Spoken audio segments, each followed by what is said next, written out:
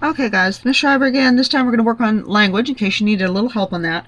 If I have a chance, and I'm like working 14-hour days here, but if I have a chance I will go back and I will do some videos on the other pages we've done, and I apologize I did not do those, but I will try to go back and get those done in case you're having any trouble with that. Alright, I'm starting on page 83, and what they want us to do here is they give us a word box of some of the different parts of a book, and we're supposed to match them up to their description. So if we look down here, and again, I don't have one of your books. I'm sorry, I probably should have, because I wouldn't have given away the answers this easily, but that's okay. All right, so a list of books used by the author as references is D, a bibliography. And this is where it's especially important if somebody's writing a nonfiction book that they tell you where they got their information from. It sort of lends them credence as to they're not just giving you their own opinion. You know, here's where the information came from. Okay, so number 2, the ISBN number is B. It's on the copyright page, and what that does is every book published in the U.S. gets a number, and that designates it from other numbers, or from other books, rather. Okay, as far as we're concerned, probably not a big deal, but if you were into book publishing, for instance, that would probably be a big deal to you. All right, so number 3, used to locate topics quickly. This is see the index. This is at the front of a book. In a fiction book, it probably just lists for you the chapters, but sometimes it gives you a little bit more if it's a nonfiction book. Number 4, extra maps in a book are in what are called the appendix. Some books, like a history book, might have what's called an atlas. Basically the same thing. It has maps for your reference.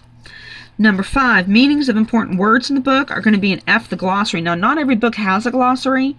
Your textbooks have glossaries because, of course, they're made to teach you, and so therefore they're going to have definitions in them. But not every book is going to have a glossary. The publisher's name and city where the book was published is going to be found on A, the title page. The title page, remember, guys, is that kind of first page in the book, and it usually has the title, it has the author's name. If somebody did pictures, it tells you who illustrated them, and it also occasionally will have the publisher's name.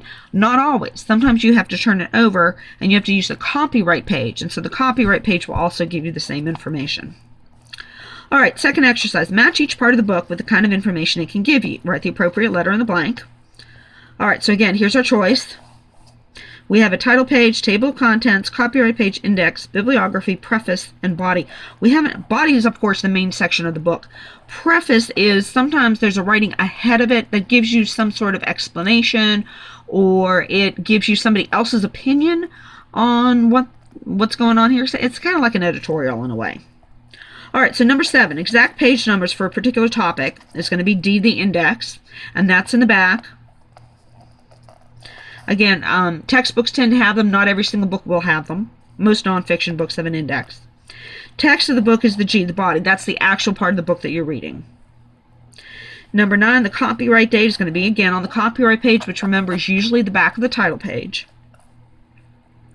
The reason the book was written, again, that's the kind of information that might be in the preface.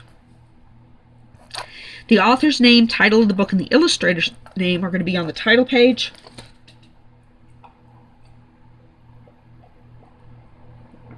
Sorry. And then books listed for finding more information in the bibliography. Well, now you know it's really me and not an imposter. Anyway, that's another good use of the bibliography. It's not just telling you about the research the author did, but if you're really interested in something, it also gives you other books you might be interested in, you might want to look up. Titles of units and chapters are going to be B, table of contents. Now, it says name the 5 parts of a book found in the front of the book. Any order. Okay, take a minute. See if you can figure out what they are. Some of them are going to be some of the same ones here. Remember, too, if I go too fast, it's a video. You're welcome to pause it. All right, so let's see what you came up with. All right, title page, because that's usually the first page in the book that has writing. Copyright page, remember, is on the back of the title page. Preface, remember, tells you why is the book done, somebody else's opinion on it, what kind of a use you can make of it. 17, table of contents, that usually lists at least the chapter names for you. 18, body, remember that's the whole part of the book. And for whatever reason, they put body in the beginning part of the book. Not quite sure why. It's kind of, in my opinion, the middle, but that's all right. Now, they said name the four parts found at the back of the book. Again, it's going to be some of the ones up here. So think for a minute. Think about the ones that we have not used. Okay, the ones that we put here in the front. What are the ones that we didn't use yet? Those are going to be in the back. Okay, so here are some things you might have come up with. The appendix, remember that's the maps. Okay, glossary, that gives you definitions. Bibliography tells you the other books or sources that the author used. And then the index, remember, helps you find things. Again, particularly if it's a large book or a nonfiction book, it'll tell you where to go. For instance, if you're researching dinosaurs and you want to know about one particular type, you can look it up in the index and it'll tell you where it is in that particular book. All right, let's go on to the next page. All right, hopefully everybody can see this. All right, it says, now, this is important. It says, use the table of contents example in reference box 78. Okay, you should have your book. Remember that the reference section is in the back, and when it says reference box 78, that does not mean the page number. You know, kind of like we do the reading comprehensions, they have a big number on the top and then they have a page number. All right, so what you're looking for is reference box 78, and it is on page 143. At least it is in my book, so I'm hoping it's the same for you, 143. And you're going to have to look at that. It will help you if you can kind of flip back and forth. I don't want to do that because, as you know, my skills are so amazing, I would probably hit the camera or something like that. So, but it will help you to go back and forth. All right, so use the table of contents in reference box 78, and it says things like selecting a breed, special needs of puppies, feeding your dog, and then it gives you over here, it gives you the pages. All right, so let's use this. Look over the chapter titles. Well, what's the book about? Duh, dogs, right? Okay. Now it says how many chapters are in the book. You look, count them up. How many does it go to? 8. What is the last page number of chapter 6? Now that's a little tricky. It says page 42. That's the correct answer, but the way you tell that is this. Find chapter 7.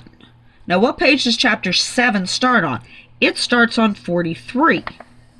That means the last chapter, chapter 6, that they're asking about, had to stop on the page before that. So the page before 43 is what?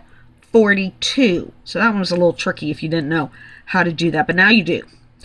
All right, number 4, your mom's finally agreed to let you have a dog. You have to decide what kind would do best in your apartment. So what chapter do you use to solve your problems?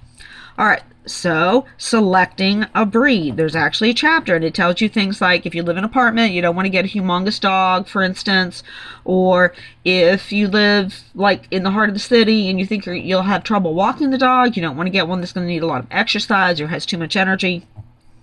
All right, chapter number, that was chapter 1, and the beginning page is page 2. It always tells you the beginning page. You don't have to do any math to figure that one out.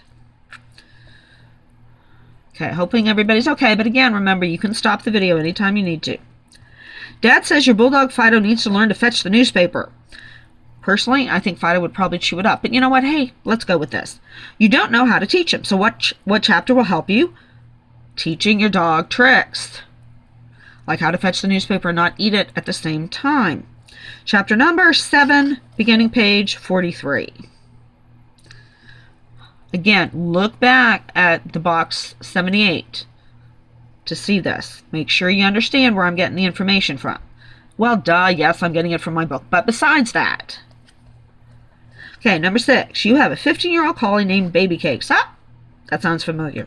Who's not as playful as she was in her younger days. You know she has special needs now that she's a senior citizen. What's the title of the chapter that will give you some advice? Special Needs of Older Dogs. And older dogs are like older teachers. We need a lot of extra care. All right, number 7. No jokes about that, by the way. Your Basset Hound Bullet loves to eat. His little legs can hardly keep his fat tummy off the ground. Write the numbers of 2 chapters that can help you trim the weight off Bullet.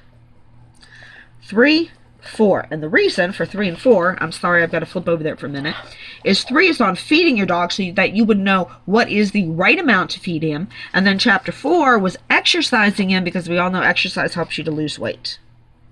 Not that we know anybody around here who needs to. All right, number 8. You have a ferocious poodle named Killer. Love the name. Find out how often he needs a rabies shot. On what page would you begin looking? Page 35. Why are you looking at page 35? Again, I'm sorry, I've got to flip back. Is because 35 tells you the vet care. And of course, hopefully you will take your dog to the vet, and then the vet, of course, will usually remind you when your dog needs this, that, or the other thing. All right, you named your German Shepherd puppy Peaches. What a great birthday present. That would be a great birthday present, wouldn't it? Write the title of the chapter that tells you how to take care of her. It is Special Needs of Puppies. All right, next one, number 10. Your Cocker Spaniel needs a haircut and has fleas. What is the number of the chapter that tells how often you can treat your dog for fleas? Chapter 5, because Chapter 5 is going to tell you about grooming your dog. And it should also probably tell you about haircuts and what have you. Although, nowadays, you can usually find somewhere that has an expert that can do that for you. Okay. Bonus. Woo. Bonus number 1. How many pages are in Chapter 5? Woo woo. You got to know your math. I know I'm already showing you. But it's because Chapter 5, okay, if Chapter 5 starts on 32, Chapter 6 begins on 35. So what's the difference? 35 minus 32. Woo woo. 3. Good job if you already got that. I'm fighting with my phone again. Hang on.